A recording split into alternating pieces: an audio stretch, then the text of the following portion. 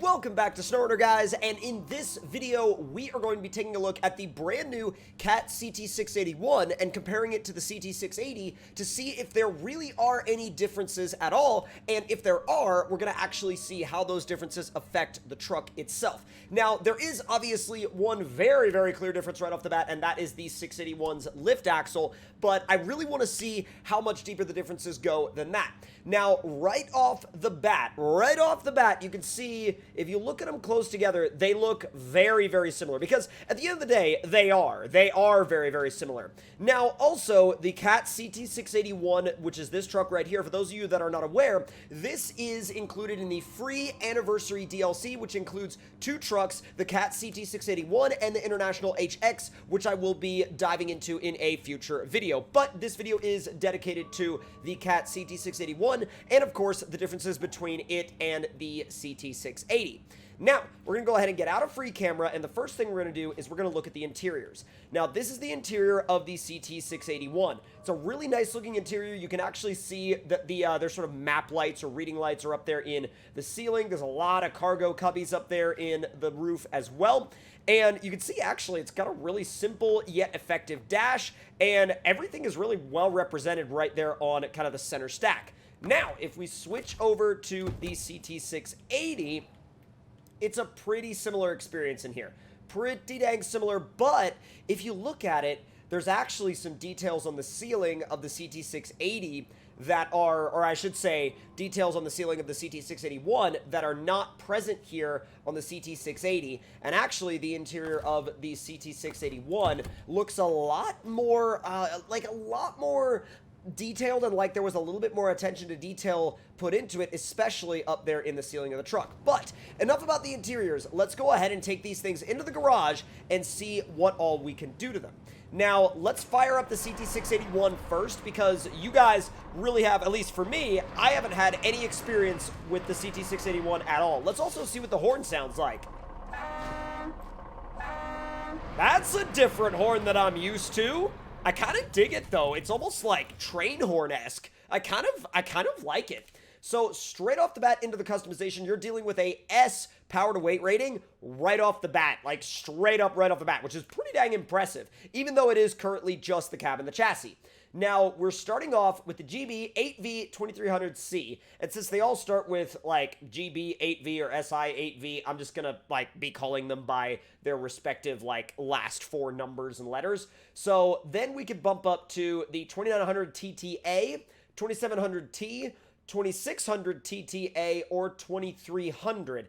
Now, the three engines here in the middle, 2600, 2700, and 2900, they're all an S plus power to weight rating. So at that point, you're just going to be picking between fuel consumption and what ends up being the most expensive as well. So these two, the 2700T and the 2900 TTA, are about the same. They're the same price, and this one has just slightly better fuel consumption rating. So, I mean, it's kind of down to whatever you want here, but I'm going to go with the 2900 TTA. Now, gearbox-wise, I'm going to go with the fine-tune for sure.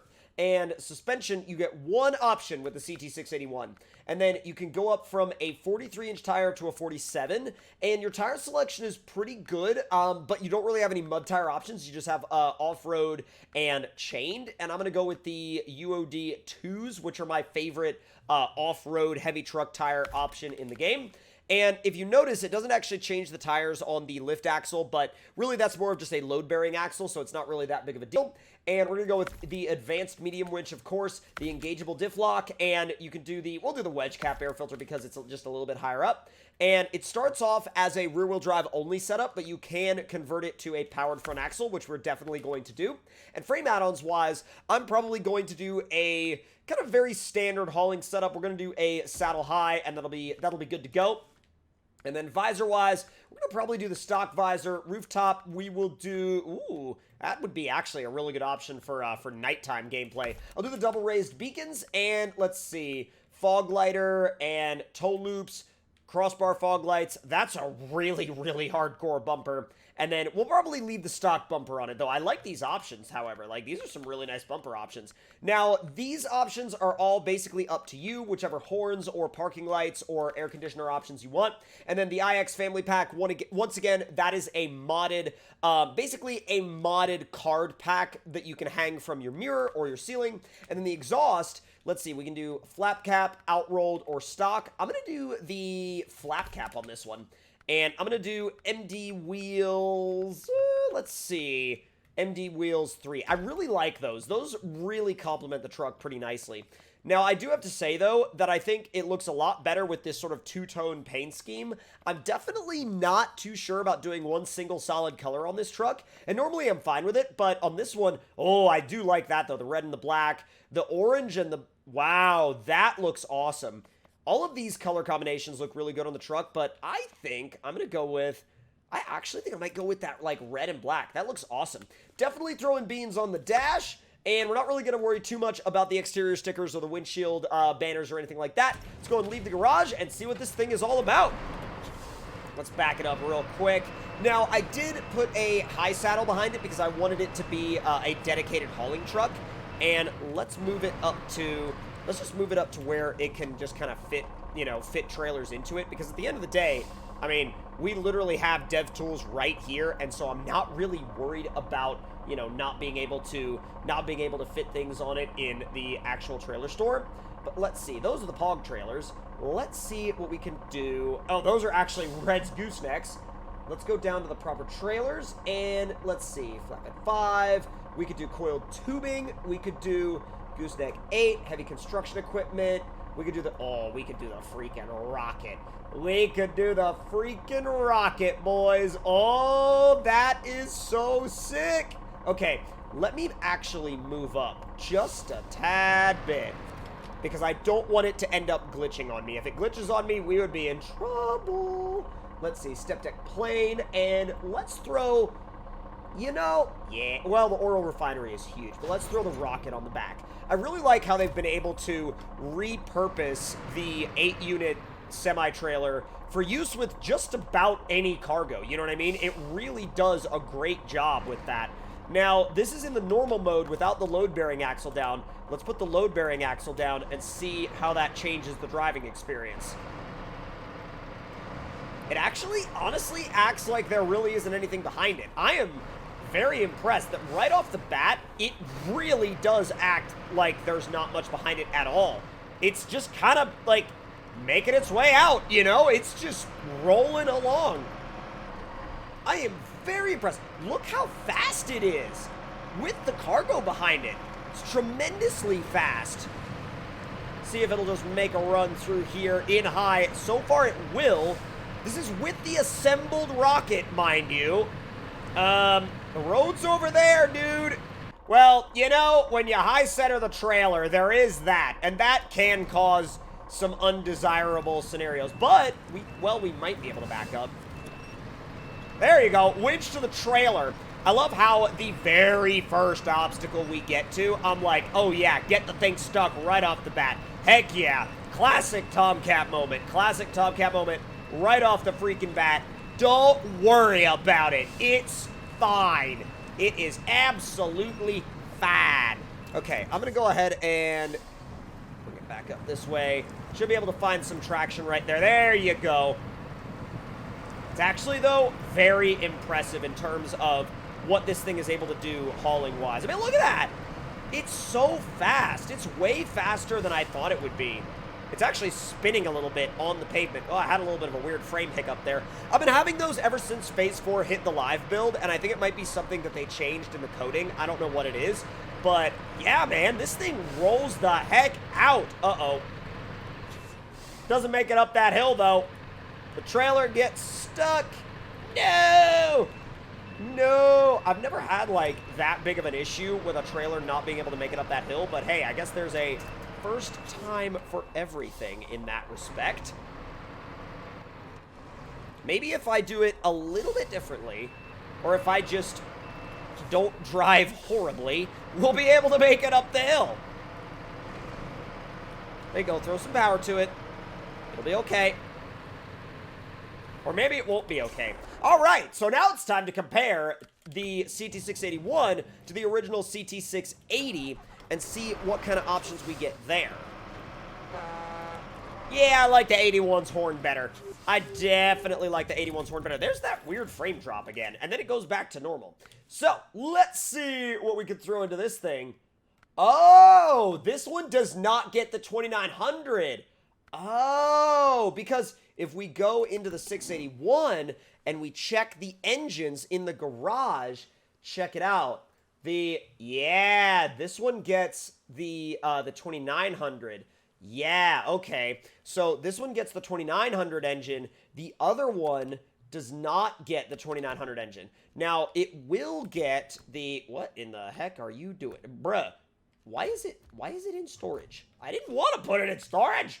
Ah! What? No, yes it... Oh, yeah. See, there was a CT681 in storage. There's the 2900 TTA, but what about the... Where's my CT680? What in the heck happened to my... Bro, my truck is gone. Like, legit? My CT680 disappeared. Is it... There's the CT681. Where's my... The garage ate my truck. Look. Look, it's not here. It literally, my CT680, the garage ate my truck. What the heck are you doing? What are you doing? All right, let me get the CT680 again.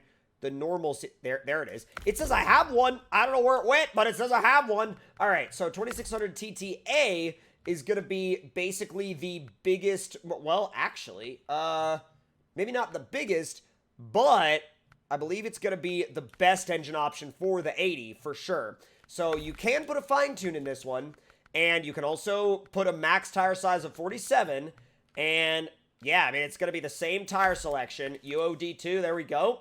Advanced medium. Let's see. Oh, interesting. It comes with the engageable. Interesting. Okay, I'm interested in that. Whoa, whoa. Much better snorkel options on the normal CT680, that's for sure. Very interesting. Very interesting. I'm like actually super surprised by that. Angled with beacons, double raised beacons, and let's do, I'm gonna leave the stock bumper on. Cabin protector we don't get on the normal one. And, or well, not even on the normal one, but on the new one. And I'm going to do the slant cut, and then we'll do, let's say, MD Wheels 2. And this one is actually a little bit better suited to the single-tone paint colors, but there are some two-tones that you can do as well. And we'll go ahead and make this one, like, red and white. That'll work. And beans actually falls in a slightly different place. Now, one thing I do have to say about this is the fact that the 80... seems to be a little bit better suited to a logging approach, but it also does not have that lift axle, and not having the lift axle is a little bit of a big deal, because the lift axle could come in very, very handy when you're messing with some heavier cargo. Now, let's see how this thing does with the rocket behind it. It doesn't seem to take off quite as fast as the 81 does, but that could just be an effect of, like, me not having driven the 81 before and me having actual seat time in the 80. But let's see how you go along through the water. There's the 81 just kind of chilling out right there. All right, throwing it in high. Let's go. We'll try and stay a little bit over to the right. Whoa! Okay, so that load-bearing axle definitely makes a huge difference because look at this. This thing is starting to struggle, and it has barely made its way through the river yet. I mean, it started struggling coming down the hill into the river.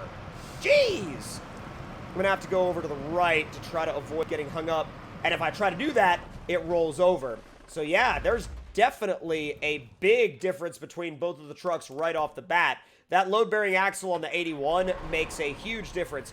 but the problem is it doesn't make quite enough difference to get it to climb up to the top of this hill and get itself unhigh centered. So which one is better? That's up to you guys to decide in the comment section down below. But as far as a free truck goes, I definitely think you should not pass up the opportunity to use the CT681. And if you guys enjoyed this video and enjoyed this comparison, please do let me know your thoughts and opinions in the comments below. Hit that like button if you enjoyed, subscribe if you're new, and I'll see you guys next time.